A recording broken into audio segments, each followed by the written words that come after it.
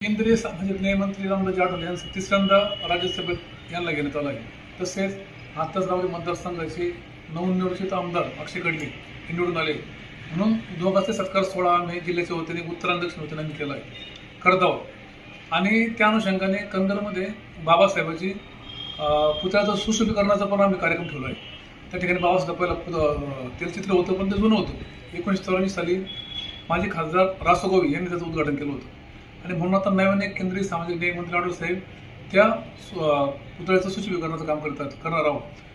आणि आम्ही उत्तरेच्या कार्यकर्त्यांना पण दक्षिणच्या कार्यकर्त्यांना सर्वांना आवाहन केलंय की आपण सर्वांनी सर्व पक्षाच्या कार्यकर्त्यांना आवाहन केलंय की केवळ पक्षाचा कार्यक्रम नसून सर्व जात धर्माचा सर्व मित्रपरिवाराला मी विनंती केली की या कार्यक्रमात तुम्ही सर्वांनी उपस्थित राहावं.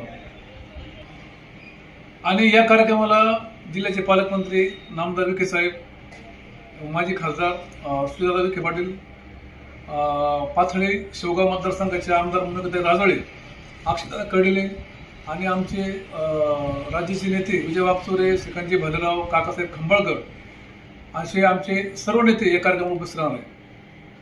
तरी 14 मेला करणाऱ्या सर्व कार्यकर्त्यांनी सर्व आरपीआयच्या प्रतिकारांनी उपस्थित राहावं अशी सर्वांना विनंती आणि आवाहन करतो.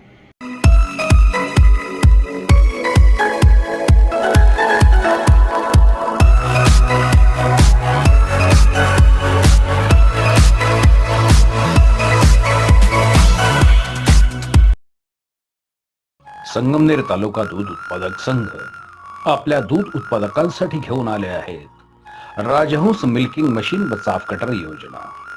या योजनेअंतर्गत आपणास बाजार भावापेक्षा कमी दरात उपलब्ध करून देत आहे.